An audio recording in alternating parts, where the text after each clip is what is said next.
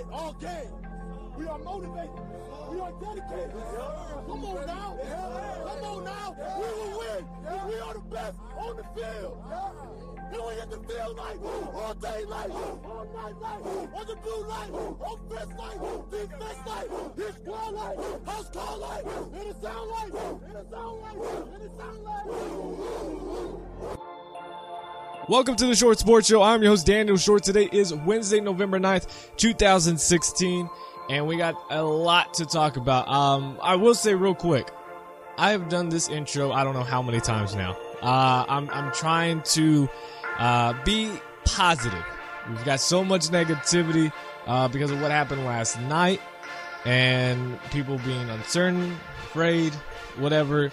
All I can say is we're not going to talk about it here. Now, I was a part of Twitter last night. I did give my opinion on there, which, whatever. But it's just, I'm going to be a positive person here. I'm going to be as positive as I could possibly be. And we're just going to talk about sports. We're just going to be all in with this show this week because it's just not worth it. It's just not worth getting all into all that. And plus, we have a lot to talk about, including on the college football side. Of course, we're going to recap week 11 of college football and make our week 12 predictions. Ole Miss has lost their star quarterback as well as Texas A&M. A few people think that Baylor should forfeit the remainder of their season. We'll talk about if that's going to happen or not. Also, will the Los Angeles Rams switch their quarterbacks and finally give Jared Goff, their number one overall pick in the 2016 NFL Draft, a chance to play? It's not looking likely, but their season of doing anything is not looking likely either, so what's the holdup? And finally, will the Chargers move to LA as well? I mean, Measure C failed last night in voting, and I don't know what else the Chargers could possibly do to stay in San Diego. Also, Texas high school football playoffs begin this week. San Marcos High School, of course, I am there with them. They host Round Rock Stony Point Friday night. I'm excited for that game. It's going to be jam-packed. It's going to be rocking and rolling, and I'm excited. So, a lot to talk about. Again, last week I talked about some of the goals I wanted for the show, and those goals were reaching 1,500 subscribers on YouTube before the end of the year. We are currently close. 1,200. We're almost there. Lots of likes, lots of shares from you guys. I appreciate it so much. But one thing I wanted to talk about right before we start the show. Now, again, I'm at San Marcos High School and coaching there as an intern. And a fellow coach, Coach Green, has... everybody knows now the Mannequin Challenge, right? Everybody's seen it by now. Whether you like it or not, it's just about everywhere. College football programs, TCU, Penn State, have done it, as well as many others. You've had, several NFL teams started to do it. And, well, Coach Green said, he's going to do it too. And he did. He did it with his, friends and family. And the best thing about it, if you have seen the video of the Mannequin Challenge, and you've seen the cat version. There's a cat in the video. That is him. Well, he's not the cat, but he is the person that's in the video as well. That video has gone viral by now. It's one Facebook page had his video, and it had over 2 million views. His actual Twitter account that has it, or his sister's Twitter account has it, had over 27,000 retweets and 28,000 likes. That was yesterday afternoon, so it's probably much more by now. So the Mannequin Challenge, the whole point, of course, is acting like a mannequin. You stay still. They did it with no intentions of the cat staying still, too. The cat was there, and as the camera panned through everybody, the cat is on the couch and is just motionless. It's just there, and everybody's saying it's fake. It's a real cat. It's a real cat. He's even posted another video of the cat moving around. It's awesome. It's funny. And it got me thinking. Coach Green has reached over 2 million people faster than the show has. Not that I'm jealous. I'm not jealous. I'm just saying that, maybe I should add a cat on the show. I mean, if it's going to get to 2 million views just like that and I can have a cat, I'll go adopt one today. Actually, no. See, the pet places close on a Wednesday? What animal shelters close on a Wednesday? Like, wouldn't you be open on the weekdays? I mean, I guess maybe most people go on the weekends, but I don't know. I tried to go to the animal shelter 2 weeks ago just to go look, right? Can't get one, but I was just looking, and they were closed on a Wednesday. Just not for lunch. I mean, closed completely the entire day. It's very weird.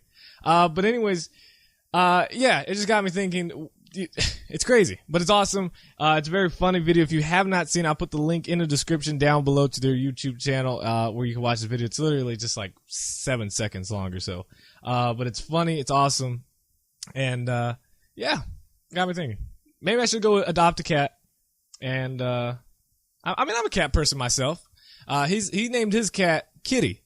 That's his cat's name.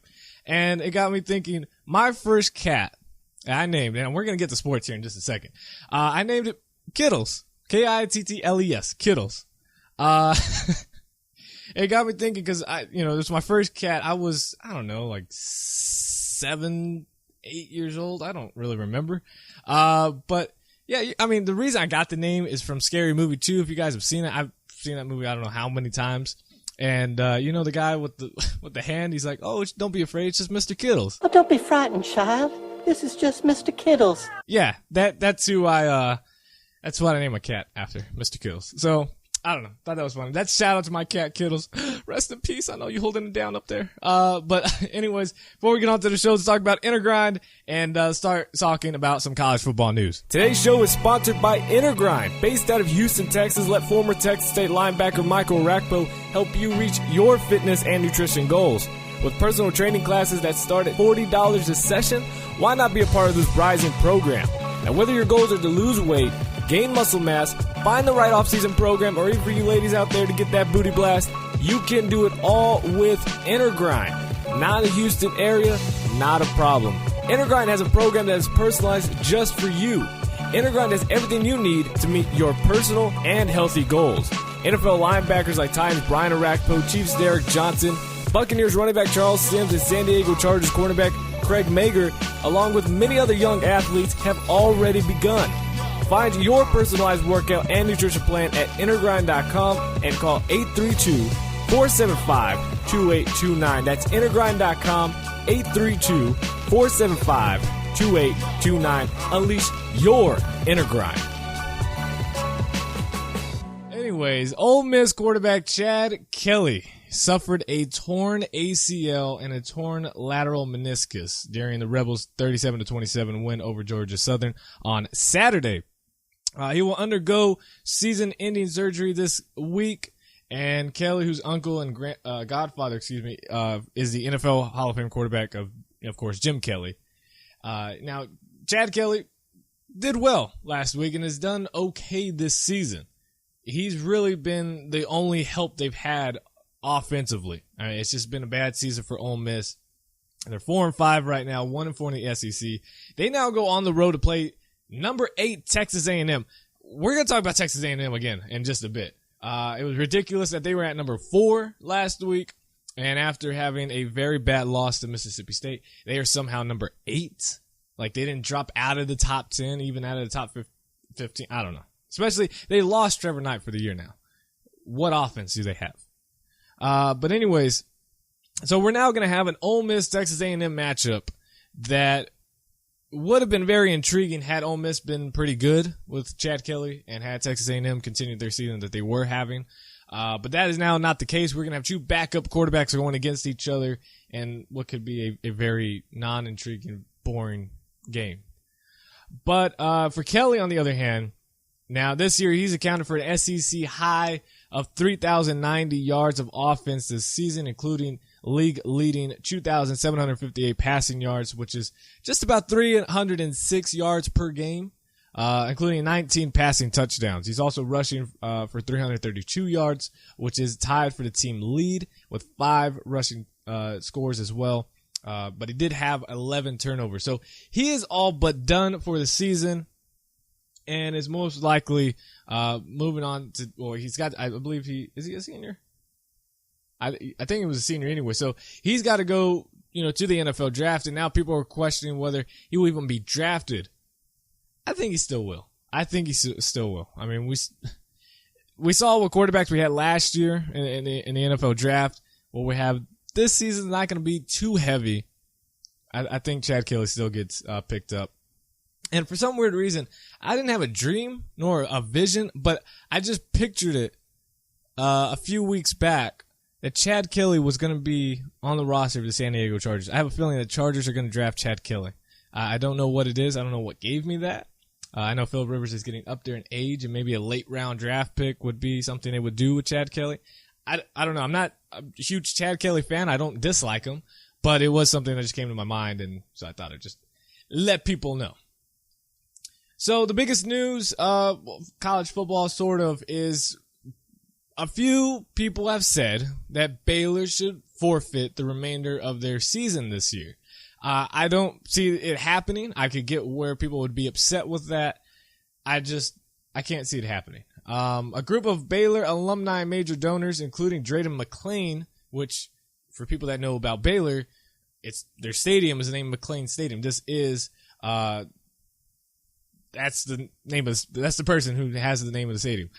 They are scheduled to launch a non-profit organization that will demand an overhaul of the university's Board of Regents, as well as full details of the school's sexual assault investigation. It's continuing to get pushed. The Bears for Leadership Reform is going to be, quote, demanding transparency and accountability. They went on to say they believe the only way we can do this is to have true reform of the board. They want a seat at the table when the board selects its next president. And then they want a best-in-class Title IX program on that campus, end quote. Now, the group formed in part because of the recent public comments made by select members of the university's Board of Regents, who were reported to have said, among other things, that former football coach Art Briles did not properly report an alleged gang rape, and that 17 young women have reported sexual or physical assaults involving 19 players, including 4 gang rapes since 2011. Let that sit in. I know we said we're going to have a positive show. This is the only negative thing we're going to talk about. Brenda Tracy, who was gang raped by 4 men, including 2 Oregon State football players, said Sunday that she believes Baylor should cancel the rest of their football season for its display of deliberate and calculated cruelty during Saturday's 62-22 loss to TCU at McClain Stadium. And that wasn't because how bad they got beat by TCU, go Frogs, but it was because of the fact that the team wore all black uniforms. A player, Chris Platt, indicated on Twitter that the Bears were wearing those all black uniforms on Saturday to protest Briles' firing. Why they did it against TCU, I don't understand why they had to pick my Frogs. But then he later said, no, he denied it. He said, nope, it wasn't for that. It was because it was a rivalry game. That makes sense. Maybe that was their fallback the whole time. To say, hey, we're actually protesting Art Briles' firing, but we should do a blackout during the TCU game because that way at least we have something to fall back on. I don't know. But the seniors met with Jim Grobe and asked him if they could wear black since it was a rivalry game. They're not making any kind of statement. That's what Baylor spokesman Nick Jones said on Sunday. I don't know. A lot of coaches had tweeted out the previous night about Art Briles and that they weren't protesting, but they were saying something along the line that they supported Briles and disputed the Board of Regents' claims that he didn't do enough when informed of the gang rape involving his players and a Baylor female student in 2011. The thing that was most upsetting wasn't their uniforms, what they wore. Because obviously, it didn't matter. I don't care. The thing that got me was this. Before the Bears played the Horned Frogs, black t-shirts supporting the popular former coach were sold outside the stadium, and a banner that featured the hashtag CAB, which stands for Coach Art Briles, was hung from a luxury suite at Baylor Stadium during the game. I mean, it truly was. Now, Tracy went on to say it was all over social media. Please don't try to say you didn't know, and she's saying they as in Baylor. Every single assistant coach that tweeted the night before in support of Briles knew what those black uniforms meant. The entire thing was intentional. It was a deliberate slap in the face to the women who were assaulted and raped at Baylor University. And for what? Art Briles, the man who said he knew of a gang rape and did nothing, or the man who threw all of assistant coaches under the bus by saying that he delegated down and didn't know what was happening on the team, end quote. It's just shocking. It really is shocking that that happened, that they allowed it. They also kicked out a person who was a TCU fan, was not, and I'm not like supporting him or defending him or being biased, but he was not, doing anything like up in your face, but he took a picture of someone wearing the CAB t-shirt. And it also, he was also taking pictures that had other families, of course, wearing the CAB t-shirts too. I mean, there's little kids, girls and boys, families wearing those t-shirts. It was crazy. It was crazy. But they had a Waco police officer kick out a TCU fan because they took a picture. And photography is not illegal. You can do that. You can take a picture of somebody and post and not post it, but just if you see something like that, especially if he zoomed in. Now I don't know if he did or not, but if he zoomed in just to show the t-shirt itself being worn by someone, you can do that. You can definitely do that. That is not illegal. So I don't know what the problem was, but he was kicked out, and Baylor knew nothing of it at all. Now, I don't think Baylor will forfeit the season. I don't think the Big 12 will force the Big 12 the Big 12 to force Baylor to suspend the entire season, like as Paul Finnbaum said on his show on ESPN. I don't see it happening. I understand there's outrage and people are upset, but at the same time, you got to use kind of logic in this, and they just won't do it. They won't do it. There was also a thing with the NCAA saying that they will not sanction Baylor like they did with Penn State. At first, I was upset when I saw it because it's funny to see that the NCAA would almost give a death-like penalty to Penn State when those series of actions, not saying that it was okay that they happened, but they happened several decades before. And nobody on that roster, on that team, other than Paterno, had anything to do with it. Yet they got a near-death penalty sanction. But Baylor, this happened just last year. I mean, some happened just as last year or even this year, and there was no death-like penalty to them. I now the NCAA.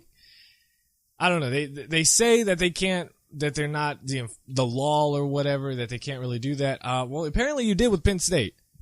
And if we're saying it's okay that it's not okay for universities to pay athletes, which happens everywhere, Ole Miss is still doing it, and no NCAA has done it. The NCAA hasn't done anything. We're saying, okay, we're going to sanction you for that. But if you had a athletic team that knew about rapes happening and assaults, and did nothing, and even tried to cover it up, we're not going to sanction you.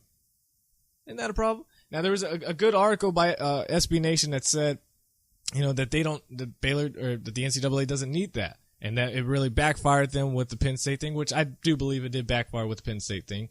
But again, that was because incidents happened several decades before then, and they were punishing basically nobody other than the people. They were sanctioning the people, and they were hurting the people that were there now that had nothing to do with that. But Baylor has already been suffering. They have 2 commitments for their 2017 football class right now. Last year, they lost half of their commitments. They all either transferred, quit the team, or just decommitted. This year, they only have 2 football commits, none of which are ESPN top 100, 300, whatever it might be. So it seems like it's already hurting them themselves. And with them getting blown out by better teams, it's starting to show that maybe it's just going to happen. They're just going to, almost like a sanction has already happened to them by the negative media that they've been receiving, which completely okay with because of what happened, that it's just more and more players are saying, I don't want to go. So maybe it all works out in the end, but Baylor will not forfeit the 2016 season, the rest of the season. It just won't happen. I'm not saying I don't think it should either, because I don't know. It's all bad. Baylor's is getting punished either way. So there's that. Still speaking about Baylor, running back Shock Linwood, who is the school's all-time leading rusher, has been suspended and will not play against Oklahoma because of, quote, attitude issues by interim head coach Jim Grobe. That's what Jim Grobe said.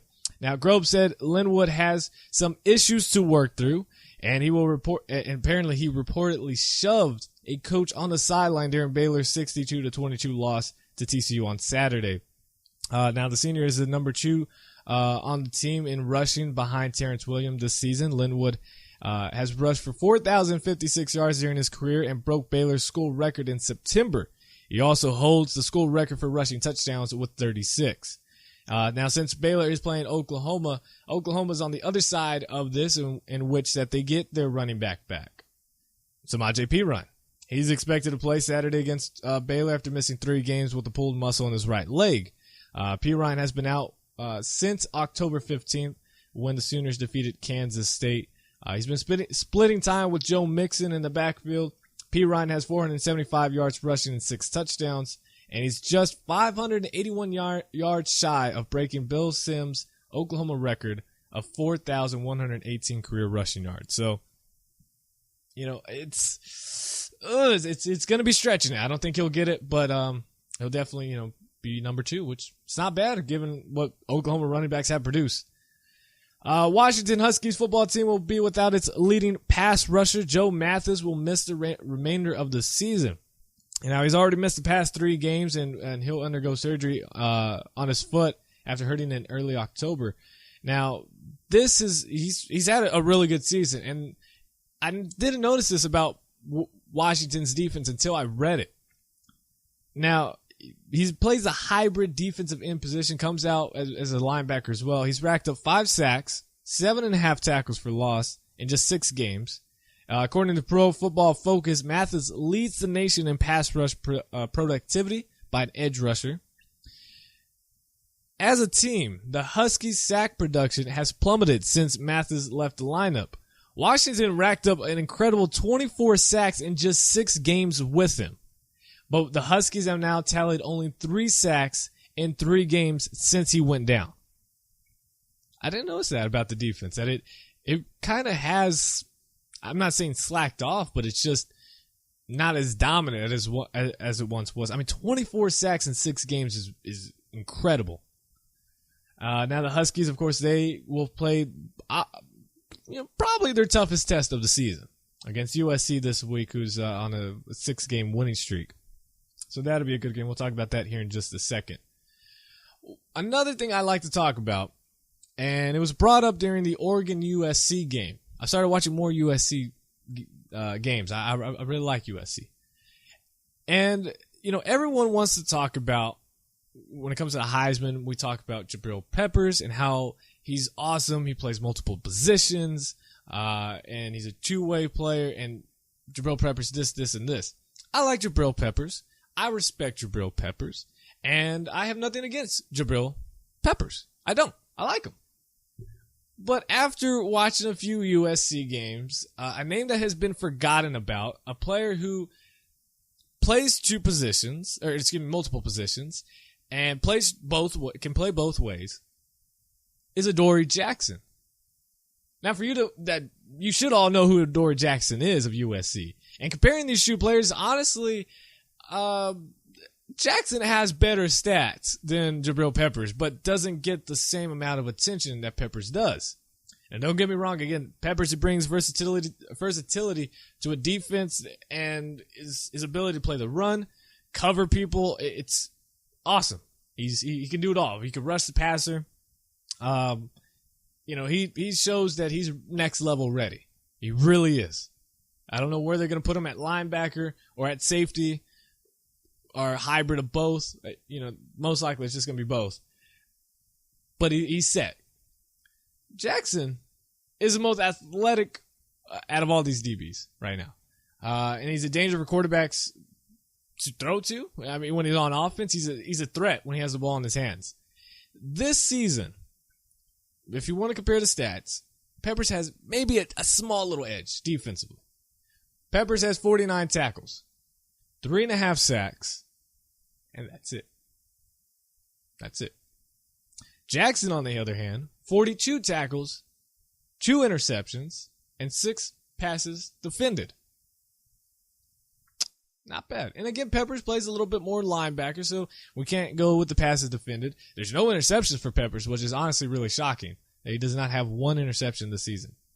But if we want to look at the special teams side, 257 punt return yards for Peppers and a touchdown. 182 kickoff returns. 282 yards of kickoff. 220 punt return yards and 1 touchdown for Adoree Jackson. 405 kickoff return yards and 1 touchdown. It's a lot more. Now, offensively, USC hasn't really used Adoree Jackson as much as they have in the past. Jackson last year had over 400 yards receiving, over 200 or 300 yards rushing. This year, he has literally, I think maybe 100 yards rushing this season. That's it. It hasn't caught much out of as a receiver. Peppers, on the other hand, has rushed for a lot more. But I'm not saying Adoree Jackson should be a Heisman contender. I mean, it's all but sealed, which we're about to talk about Lamar Jackson here in just a bit. All I'm saying is that there is another defensive player who makes just the same amount, if not more, plays than Peppers, like Jackson does. So there is Adoree Jackson. I personally would like to have Adoree Jackson. If I'm an NFL team and I'm looking at Peppers, he could be there, but is there another need that we have? Could we get another player that can do somewhat the same as Peppers does? Yeah, you can. You get Adoree Jackson. You can get him definitely in second or third round because of just teams not looking at him. And you can fill another need. Just throwing it out there. I think Jabrill Peppers is a great player. I know I'm going to get hate for this, for not saying he's better than Adoree Jackson, but I believe Adoree Jackson overall is better than Jabrill Peppers. Tweet me at Short Sports Show to let me know who you believe is better, Peppers or Jackson. And like I said, we're going to talk about the Heisman Trophy, and that's because Louisville quarterback Lamar Jackson has stiff-armed his way. He stiff-armed all the competition. It is all Lamar Jackson. He is the Heisman Trophy winner. That is for sure. It's certain. It's over with. We don't even need to bring 4 people to the Heisman Trophy ceremony. Just Lamar Jackson, his family could sit in the front row. He could bring some extra friends and family. It's done. It's done. There's no one else who is even worthy of a Heisman Trophy than Lamar Jackson right now. He's accounted for 7 touchdowns once again against Boston College in a 52-7 domination victory. And it wasn't even Jackson's best game of the season. That's the crazy part. 4 passing touchdowns, 3 rushing. Over 182 yards rushing, I believe it was. His total now stands at 45 total touchdowns this season.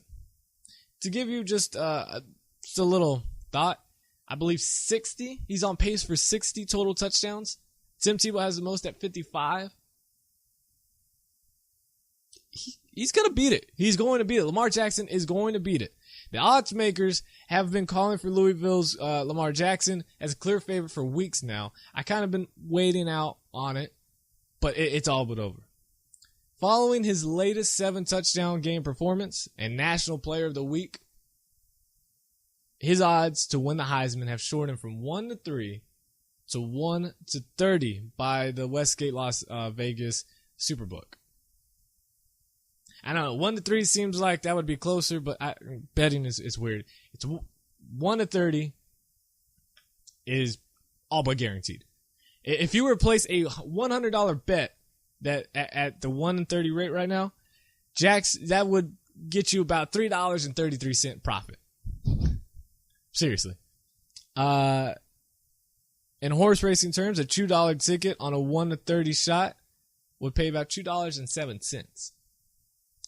Lamar Jackson began as a 100-1 long shot to win the Heisman. And I'm right here to say it. I said that Deshaun Watson would win the Heisman Trophy. I thought he would have the best season. overall as any quarterback. Thought he'd put everything together and would then be the clear number 1 draft pick, and kind of just follows that trend of Heisman Trophy winner at a quarterback, number 1 overall pick. Bam. I was wrong. Lamar Jackson. And for anybody that placed that bet of 100-1, good job. If you did it, well, there's always next year. There's always next year. But Lamar Jackson is clearly the Heisman Trophy winner. There's no one. And I know it's crazy to say that for San Diego State running back Donnell I can never say his last name right. I keep forgetting. That guy, because he never gets any attention. That's why. He is most likely quietly going to rush for the most yards in NCAA Division I football history. And he's being considered as a Heisman Trophy. He will get invited, but Lamar Jackson will win. Lamar Jackson will win. Right or wrong, it's happening. Oh well. We do have one last topic here for college football, I do believe. Yes, we do.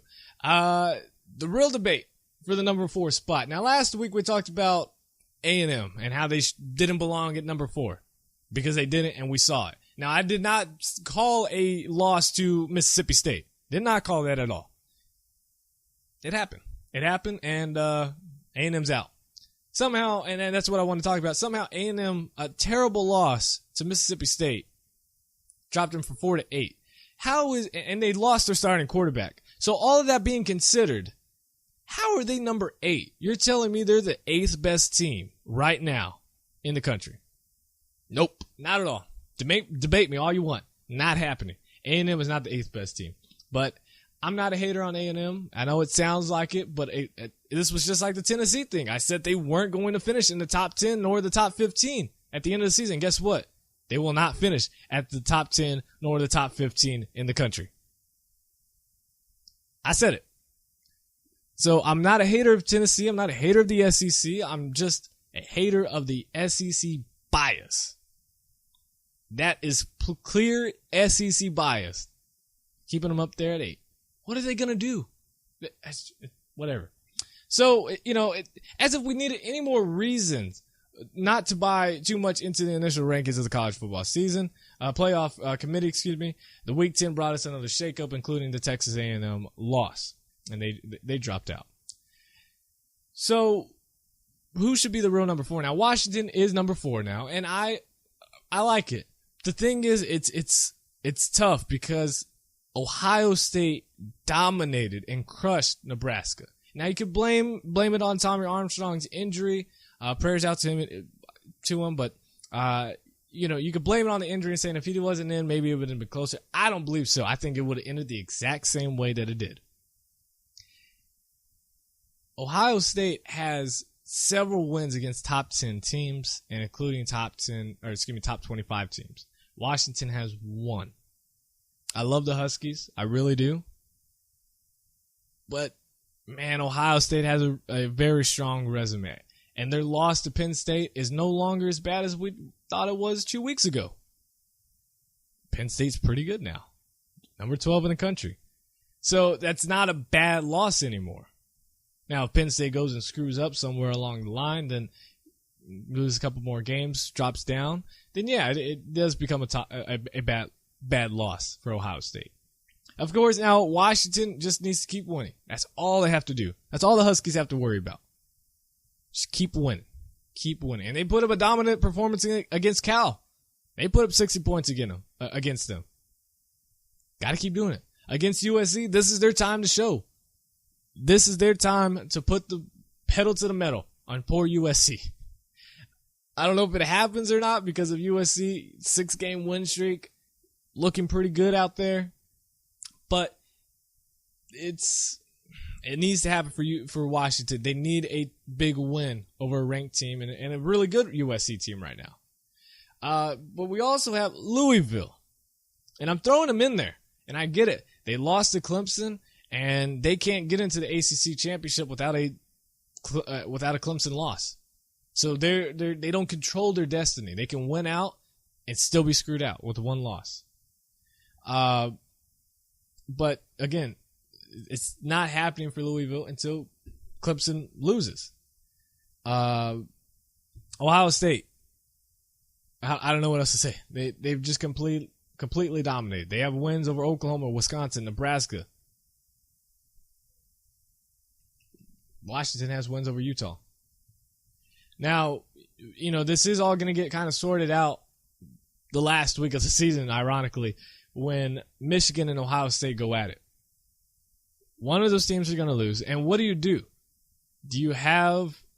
That's where it's going to become interesting. Let's say Ohio State stays at 5 and Michigan stays at 2 or 3. And Ohio State beats Michigan. So you think, okay, they're in. But does it become like an Iowa situation for Michigan where whatever they've done this season, that one loss drops them out? Do you have a one-loss Michigan over a undefeated Washington team? I mean, what happens there? Does Michigan literally get screwed because of that game and drop to number 5 because they lost one game when Ohio State has lost a game? I don't know. It's going to be interesting. I like chaos, and since my team is not going to be a part of it, I want to see chaos because we got screwed. So I don't want to see other teams get screwed, but I just like to see chaos. So it's going to be interesting. Where do you believe the top 4 will end up? Do you see Michigan staying in there? Do you see them beating Ohio State at the end of the year? Or do you see that scenario where an undefeated Washington team gets in and Michigan pulls an Iowa and just drops out because of one loss? Yeah. Going to be exciting. Going to be exciting. Tweet me at Short Sports Show and become a fan on Facebook, The Short Sports Show. Let's see. Clemson announced that Deshaun Watson, Wayne Gallman, and Mike Evans, and Artavius Scott, who are all juniors, will be heading to the NFL this season. They are all entering the NFL draft, and they will also be honored at Senior Day this week when the Tigers host the Pitt Panthers. So even though they're juniors, it's their last game in Death Valley, so the team is honoring them. I like it. I agree with it. I'm okay with it. Again, Trevor Nye is out for the rest of the season. Auburn quarterback Sean White, despite not being fully healthy after suffering an undisclosed injury, will start against the Georgia Bulldogs on Saturday this week. He missed the first half of the last week's game against Vanderbilt, but didn't return for the second half. And despite not taking any reps in practice the week before, he finished 10 of 13 for 106 yards and a touchdown. Through the first 9 games of the season, White has thrown for 1,617 yards, with 9 touchdowns and 2 interceptions. Let's move on to, we'll wrap up college football here with our predictions this week. I believe we were undefeated undefeated. We were, undefeated. I mean, I think we got every pick right last week. So, guess what? We're going to do that again. This week, there's some interesting games, but there's not any star game other than the USC-Washington game. That's the real big game of the week.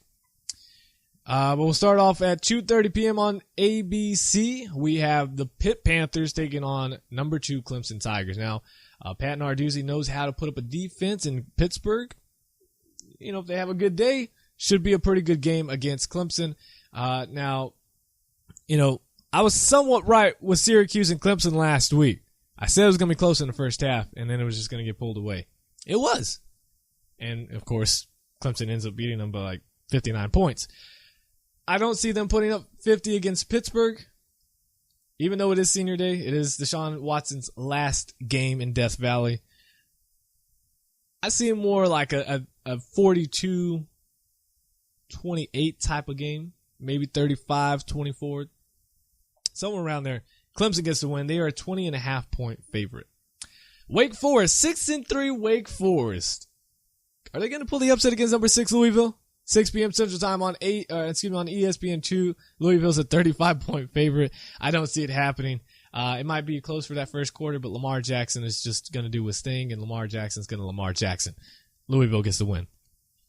Ole Miss taking on number 8 Texas A&M, 6:30 p.m. Central Time on SEC Network. This game does not even have a line right now. I'm sure it'll happen by Friday. I am taking Texas A&M to win this game. Ole Miss, all they had was Chad Kelly. He's no longer healthy. He's not playing. Texas A&M still has a pretty good defense. Still has some playmakers at receiver. That's enough to get the W over Ole Miss in probably a sloppy game. Then the big matchup, number 20 USC taking on number 4 Washington, 6:30 p.m. Central Time on Fox. Washington is an 8.5-point favorite, and it's going to be a tough game. I'm going to love every single minute of it. I love both of these teams. Ultimately, though, Washington will win this game. They just have much more talent, much more riding on the line for Washington. It ends USC's streak. Still will be a really, really good game. Washington gets the victory. And finally, number 3, Michigan takes on Iowa at 7 p.m. Central Time on ABC. Michigan is a 21.5-point favorite, and Michigan's going to Michigan. Probably beat them by 40 points. I mean, Penn State put the beat down on Iowa last week. What happened to Iowa? They're literally a one-hit wonder. Last year and this year, it's nothing even close. Michigan gets a W. Hey guys, sorry to interrupt the show, but I want to say first off, thank you for all of your support. Without you, I'd just be some guy talking into a microphone. And I got some amazing news. I recently joined Patreon. And in case you're wondering, Patreon is an amazing way for you to earn some sweet rewards by supporting the Short Sports Show. I promise you, you will love the perks, and your support will help build this show. Go to www.patreon.com/theshortsportshow and view the amazing rewards you would get directly from me to you by donating to the show. The link is in the description, so when you have some time, check it out. And again, thank you for listening and supporting the Short Sports Show. Now back to me rambling on about something. As we move on to the NFL, New York Jets quarterback Ryan Fitzpatrick, who underwent MRI on Monday, has been diagnosed with a sprained MCL in his left knee. Now, head coach Todd Bowles said after Sunday's loss to the Miami Dolphins that despite the 2 interception performance by Fitzpatrick, he will start against the Los Angeles Rams, 2 teams that are just very hard-headed when it comes to quarterbacks and not playing the younger guy. Now, Bowles did say that if he's not satisfied with Fitzpatrick's condition, he would give second-year quarterback Bryce Petty his first start. And Bryce Petty did not do, terribly bad when he got in his first little action. Completed both pass attempts and finished off the drive that resulted in a field goal. That was his first regular season action in his career. It was only 4 snaps, but still, didn't throw a pick. Ryan Fitzpatrick has a league-leading 13 interceptions this season. You really need him? I mean, you're, 3-6 right now, I believe? What do you have to play? They're 3-6 right now. Geno Smith out for the year. All you have is Bryce Petty and Christian Hackenberg. I get you've already paid the money for Ryan Fitzpatrick. The fans wanted you to pay Ryan Fitzpatrick. You did. He's not performing. It's time to move on. You already know come next season, Fitzpatrick isn't going to be there. Bryce Petty's rookie contract comes up, and you just have Christian Hackenberg. Excuse me, that Bryce Petty contract does not come up. But you have Bryce Petty and Christian Hackenberg next year. Geno Smith is gone. His contract comes up. So might as well get started early and just see what you got with Bryce Petty. See what you got with Christian Hackenberg. What do you have to lose other than a game in which you weren't going to win anyways? Just start Bryce Petty. Just start him. And if he doesn't work out, go with Christian Hackenberg. Throw the rookie in there. He's been on the sideline all year long. Yeah, he hasn't suited up, but he's been on the sideline. He's been watching, hopefully. He's been taking some notes, hopefully. Throw him in there. Throw him in there, see what you got. Because most likely, you're drafting a quarterback in the first round anyways. So just see what you got. Maybe you save yourself, and maybe Bryce Petty is really good. Maybe Christian Hackenberg is a diamond in the rough. Doubt it, but we don't know. We don't know. So throw him in there. If it doesn't work out, go back to Ryan Fitzpatrick at the end of the year if you want to. I still stick with Hackenberg or Petty and just finish out the year with them. And, see what you got. See what you got. Maybe you save yourself a draft pick with a top 5 pick, and you can draft an offensive lineman or a DB. I don't know. You have so many needs. I don't know what you go with. But it surely isn't Ryan Fitzpatrick. Veteran safety Antrell Roll had announced his retirement on Monday from the NFL. He played for several years. Played for the Bears last year, but ended the season on injured reserve. And it's weird because that 1 year he played for the Chicago Bears, he'd never been hurt in his entire career. I mean, he missed one game from 2006 to 2016 with the Cardinals and the Giants. One game from 2006 to 2016. But he only played in 7 games in 2015 because of ankle and knee injuries. And after his release from the Bears, he told the New York Post that he blamed the practice surface at Hallis Hall for his injury and said, quote, "The surfaces in the Chicago facilities are the worst I've ever been around," end quote.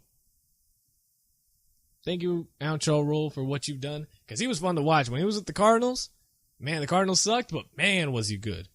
And with the Giants, he was decent. He was still okay. But still fun to watch him. Still fun to watch him. So, I wasn't a fan of it. When the Los Angeles Rams said, we're trading everything for Jared Goff or for whatever that first quarterback was going to be, I was not a fan. I went on this show and I said it was a stupid decision. They were so close year after year, 7-9, 8-8. They were so close to taking the next leap and actually making the playoffs. And that would be huge for a team that is now entering their first year in Los Angeles. And I get it. The media was there. Let's get the star quarterback. He's from California already. Let's get him. He's in our backyard. Pow. I said, do not do it.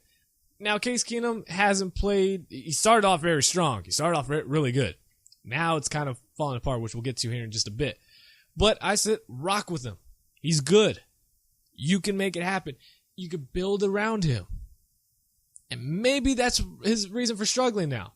I mean, Tavon Austin is not a number one receiver. Kenny Britt, too damn old. There is no one else for the Rams. They don't have playmakers. You have Todd Gurley, an offensive line that cannot protect. You could have used those multiple draft picks that you had and drafted players. I mean, Greg Robinson really hasn't worked out, and when it happened 2 years ago or 3 years ago when they drafted him, I said get Sammy Watkins. Get him. They didn't. They went with Robinson. He struggled, and then he was good, and I think he's struggling again. The Rams have missed opportunities when it comes to drafts. The fact that they want to give Jeff Fisher an extension, the fact they want to give their GM an extension is mind-blowing to me. It truly is. No disrespect. I like the Rams. I want them to succeed. But, man, you are screwing yourself. And you've honestly probably screwed this kid now. Midway through the eventual 13-10 ugly loss to the Carolina Panthers on Sunday, the 4th consecutive loss now for the Los Angeles Rams, the fans started booing and it turned into a chant. We want Goff. We want Goff. We want Goff. There's even chance for Tebow. There was chance people were yelling, we want Tebow. Tebow time, which I rock with Tebow all the way. Now, Keenum was coming off a 4-game interception against the New York Giants in London, in which he had the lowest total QBR rating. And then he went 27-46, a touchdown and an interception, and nearly lost a fumble while absorbing 1 of 4 sacks. Jeff Fisher said, quote, I would submit that Case was not the reason we lost the game today. We just didn't make plays in all 3 phases. We'll circle the wagons with the coaches and look at the tape, but I'm pleased with the way Case fought. As I say consistently, repeatedly, week after week, I am pleased with Jared's progress, end quote. What progress? I mean, I don't know how much progress you can really get by sitting and watching a quarterback throw 4 interceptions. Your team losing 4 straight weeks. And understanding that your plan of drafting and giving away just about everything for a quarterback and not playing him now when the season is really going down in the gutters. just doesn't make sense. It just doesn't make sense. Rams 3-5. Keenum's thrown 9 touchdowns to 11 interceptions. Many of them are crucial. And I'm not attacking Keenum. I truly believe if the Rams didn't draft Goff, one that takes the pressure off of Keenum every single week. I mean, it really does. You cannot tell me that you are, that's like working at your job wherever you work at. And someone has hired someone that for your exact same position and it's kind of just nudging you, right? It's looking over your shoulder, just kind of nudging you. And you're trying to be positive, you're trying to be calm, you're trying to be the good guy, but start to get a little bit annoying. That's going to affect your performance. You can say, no, it won't. No, it's fine. I'm going to help him all the way. No. It's going to affect you. You're a liar if you think it won't. You're lying. The Rams have entered the game ranked 30th in the NFL. 307.6 yards per game. It's just... Todd Gurley. 48 yards, 12 carries. The 15th time in the last 16 games, the Rams have failed to get Gurley over 100 yards rushing. 15 out of 16 games, Gurley has not rushed over 100 yards. It hasn't even reached 100 yards. That's a problem. That is a problem when he's your face of the franchise. And should be, because Jared Goff shouldn't be there. But it is. We can't go back in the past. We can't change it. Jared Goff is there. What are you going to do now? You're 3-5. Keenum is struggling. You're not winning the NFC West. You're not making the playoffs. It's not happening. It's time to throw Goff in there. When you trade all that for a number 1 pick and a quarterback at that, you have to start him now. You have to. You don't. Your entire franchise looks like they don't know what they're doing. I'm not even a Rams fan, and I'm upset by all of this. They screwed what they had going. They won't make 7-9. I know all the jokes that they'll finish 7-9 somehow. It's not happening. They'll be lucky to make it 5-11 this year. Good job, Rams.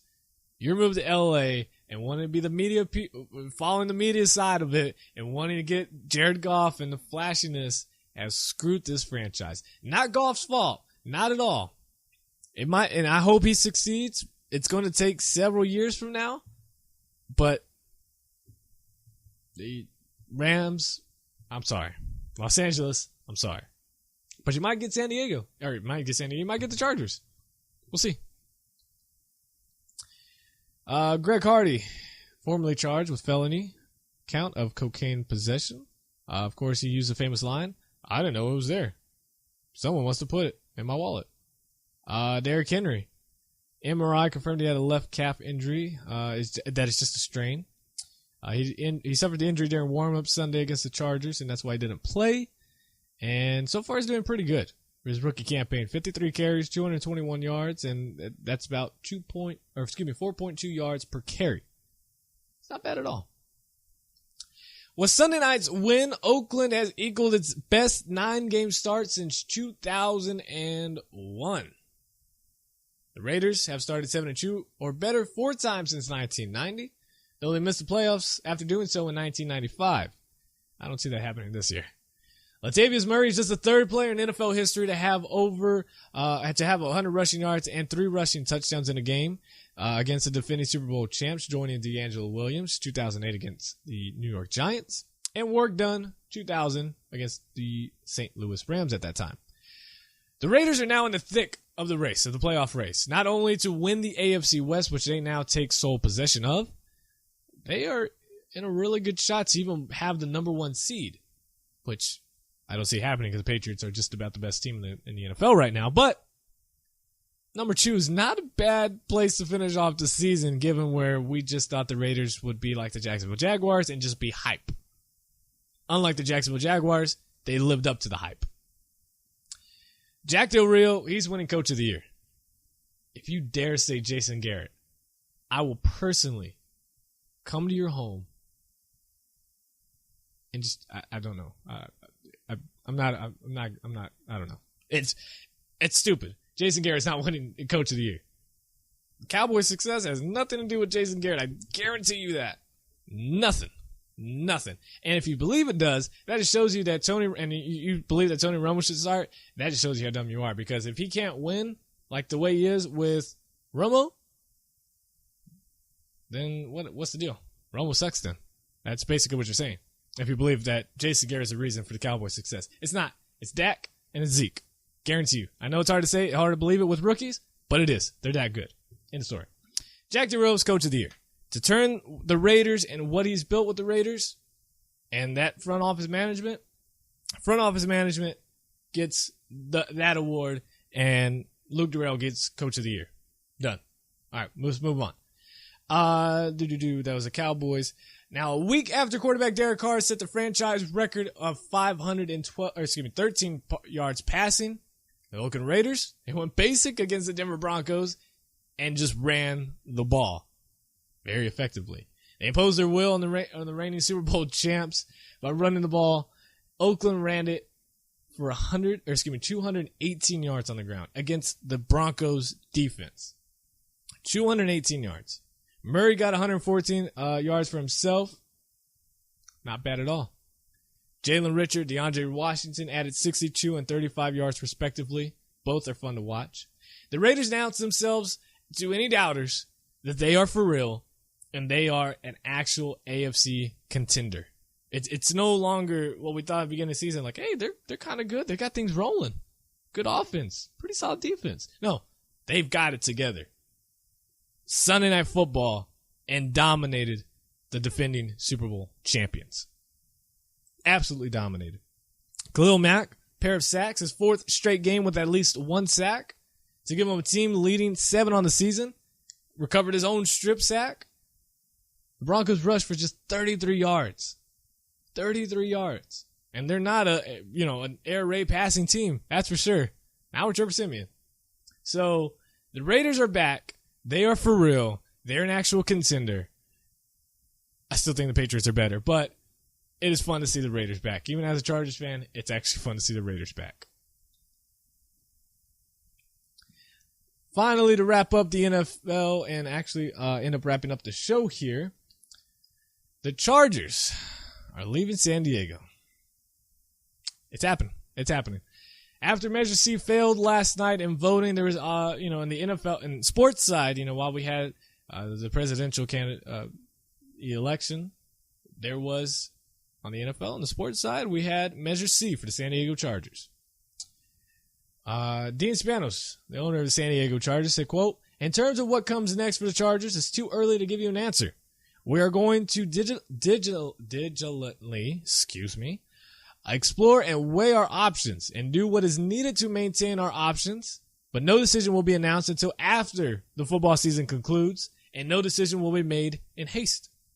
Thank you again for believing in the Chargers. Everyone on the team and in my family appreciates your loyal support and continued patience, and we look forward to an exciting rest of the season," end quote.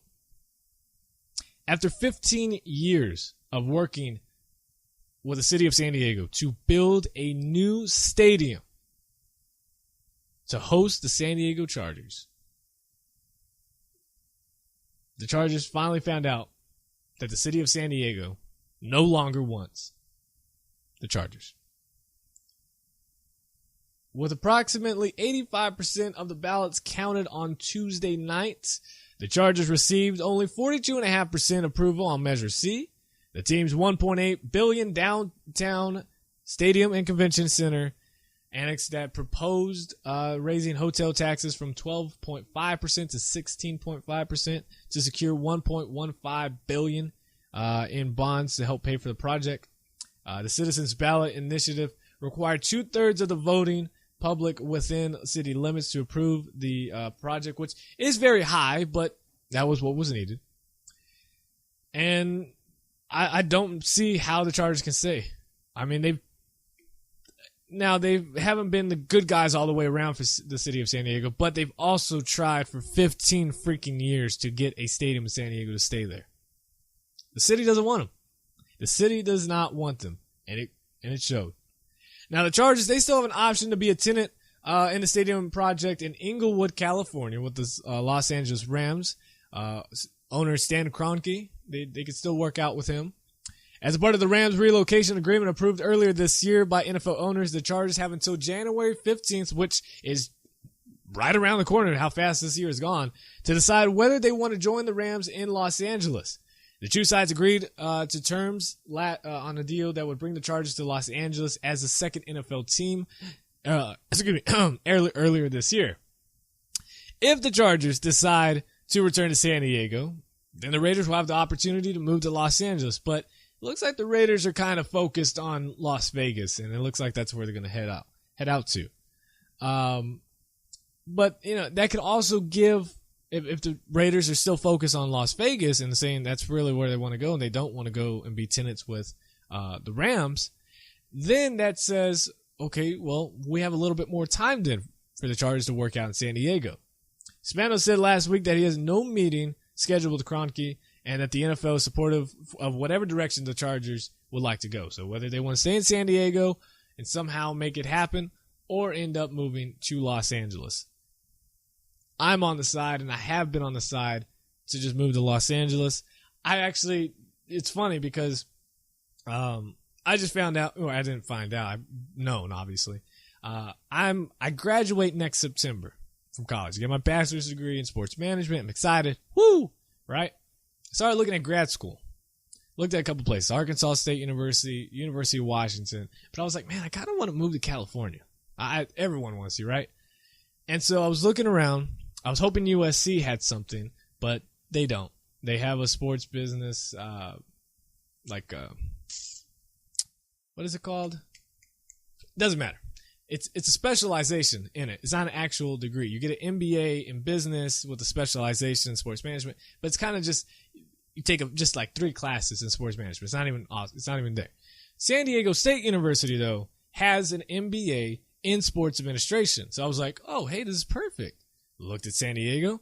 Hey, Chargers are there. I could go there and, may work for them. Looks like they're going to move. So I was actually hoping that it would pass and that they would stay in San Diego. Maybe there's still hope that they could still stay in San Diego, but it's looking more and more likely that they will move to Los Angeles and be with the Los Angeles Rams come Inglewood time. So we'll see how it goes, but San Diego, you had your chance. You blew it. Sorry. Let's move on and wrap up the show here. Week 10 NFL predictions.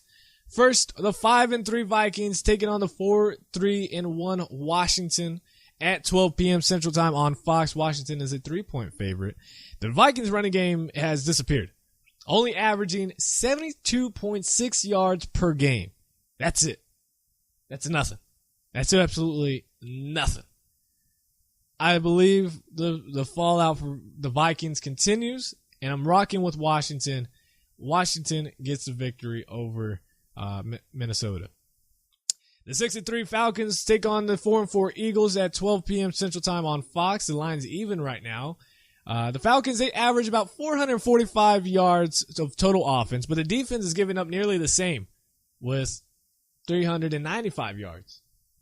Really, it's 0.9, so 396 yards per game.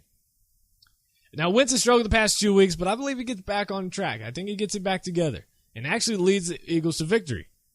The key will be getting the running game going for the Eagles. Someone needs to step up and stay healthy. Sproles is not a 3-down back. He can make catches out of the backfield. He spreads the field, and he's still elusive. And I like it. He's still good. But at some point, Matthews needs to step up and make plays on the ground. And I get the Eagles are worried about his fumbling issues. He caused them a game when he fumbled the ball. But the Eagles are 3-1 when Matthews gets double-digit touches, and 1-3 when he does it. The only lone win being when Matthews was injured in a blowout win over the Steelers. Since Matthews' second late-game fumble in Week 7 against the Vikings, Sproles is topped at 80% snap share in 2 consecutive games. Before Week 8, Sproles has never seen over 80% of the snaps in a game before in his career. And despite just 9 carries in the last 2 games, Matthews has found the end zone in both of those games. He has 5 rushing touchdowns, which ties him 11th best in the NFL, despite just having 76 carries. You got to give it to Matthews. You have to get the running game back going for the Eagles. That is, if you lean all on Wentz, you're going to continue to see what we have been seeing right now. At least for this year. He's still a rookie, ladies and gentlemen. He's still a rookie. He cannot lead this team on his own without an effective running game. And again, Sproles is not a 3-down back. He's just not. He has never been and never will be. Matthews can be, has been, other than when he was injured with the San Diego Chargers, which seemed like every year, and then his fumbling issues. But you got to get over it. You've got to do something. Matthews is your best hope to win this game. I believe the Eagles will win this game over the Falcons and back and going, because the Eagles cannot go 4-5, because going 4-5 all but cuts their season. I know it's still early to say, but the way the Cowboys are going and the way the NFC is shaping out, I can't see the Eagles getting out of a hole like that. Especially after all the hype, the city of Philadelphia will quickly switch on them. It'll quickly switch on them. So again, my pick is the Eagles. 4-4 Dolphins taking on the 4-5 San Diego Chargers. 3:05 p.m. Central Time on CBS. San Diego's a 4-point favorite. It's going to be a running game, shockingly. Dolphins are averaging 122 yards on the ground thanks to Jay Ajayi, who's just been outrageous. But the Chargers only allow 85.3 yards per game on the ground. Defense is holding it down, and Joey Bosa's Defensive Rookie of the Year. I'm so glad the Chargers drafted him. I'm so upset that they didn't sign him earlier, because maybe we would have had maybe just 2 more wins. I mean, honestly, the Chargers are actually supposed to be, 6-2? No, they're 9 games. That's 8. I thought I saw they were supposed to be 6-2. They lost a couple games. Woulda, coulda, shoulda, but I'm just saying Chargers are a lot better than their 4-5 record shows. Dolphins are in a 3-game winning streak. That comes to an end. Chargers get the W. 7-1 Dallas Cowboys go on the road to take on the 4-4 Steelers at 3:25 p.m. Central Time on Fox. Pittsburgh is somehow a 2.5-point favorite. Apparently, they did not see them get beat by whoever made this. Did not see the Steelers get beat by the Baltimore Ravens this week in an ugly, ugly game. And they did not see the Dallas Cowboys season so far and the way they've been just winning. Cowboys will win, period, at the end. That's it. That's all I have to say. That is my in-depth analysis. Cowboys will win. That's it. The 5-2-1 Seahawks taking on the 7-1 Patriots on Sunday Night Football. It's going to be an awesome, awesome game. 7:30 p.m. Central Time on NBC. New England is a 7.5-point favorite. And if you look at the stats, the points per game, total yards, passing yards, rushing yards allowed, they are very, very similar, off by a slim margin. Seahawks average 20.3 points a game. Patriots, 27 points per game. Points allowed, 16.8 by the Seahawks, 16.5 by the Patriots. Total yards of offense, 350 by the Seahawks, 393 by the Patriots. Yards passing, 275.3 for the Seahawks, 276.9 for the Patriots. Here's the difference. Here's the difference maker right here. 75.4 yards rushing on offense for the Seahawks, 116.4 by the Patriots. That is the difference maker. Yards allowed, 353 to 364, and passing yards allowed, 254, 262. 98 rushing yards allowed by the Seahawks, 101 by the Patriots. It's the rushing game. Seahawks have to get it going. Someone. Just like the Eagles, someone needs to get that running game going to open up this offense. Seahawks offensive line is still struggling. It's still bad. Patriots might exploit them. I don't want to make the pick, but the Patriots, I do see them winning this game. Looking like a 27-10, 27-13 type victory over the Seahawks. I hope the Seahawks win, but I'm taking the Patriots here. That is it for today's show. I hope you guys enjoyed. If you did, be sure to hit that like button. Whether you're listening on iHeartRadio, iTunes, Spreaker.com, Stitcher Radio, wherever it might be. Thank you guys so much. I love you all. And again, Be sure to share it on YouTube. We're trying to get to 1,500 subscribers on YouTube. We're 300 away, roughly 300 away. Just share it, like. It helps out a ton. Love every single one of you. I'm out. Peace. Oh, wait. God first. God bless. Peace.